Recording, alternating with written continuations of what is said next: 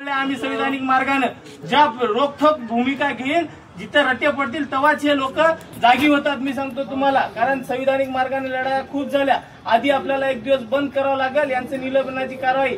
आणि वकील साहेब, तुम्ही लवकरात लवकर यांना सोडवायचा कसा प्रयत्न करायचा आपल्याला. जोपर्यंत हे लोक सुटत नाही तोपर्यंत 2 दिवस तरी उमरखेड आपल्याला बंद करावंच लागणार आहे. तोपर्यंत जर पोहोचत उमरखेड, तुम्ही जर म्हणशाल बंद न करता जर करतील तर कधीच हे लोक 4 दिवस 8 दिवस सुटणार नाही. आरामखोर लोकांना शुक्रवार फावून त्या मंडपावर हे केला, कारण शनिवार रविवार येते लोक बंद मधात राहतात. म्हणून काय करत होती, शुक्रवारी तुम्हाला तिथं मंडपापाशी यायची त्यांनी विनवणी केली होती. आम्ही उद्या सकाळपर्यंत हा मंडप काढतो म्हणल्याच्या नंतर कोणाही असू दे, आमच्या भावाने मारलं का कोणाला वाटत नाही. माझ्या बापाला कोणी जर मारत असेल त्याच्या देखत माझ्या बापाला का मारतात, यानं मारलं नाही तरी याच्यावर स्वतःहून आम्ही व्हिडिओ पाहिलं. मी पण येणार होतो, ताईचा फोन आलता मला, फक्त गाडी नसल्यामुळे मी तेवढ्या रात्री धानकीवरून येऊ शकलो नाही.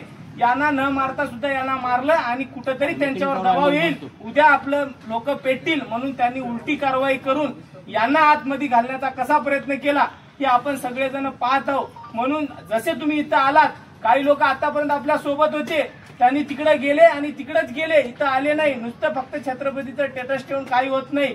तिथं मार खायला सुद्धा या लागते वेळ प्रसंगी.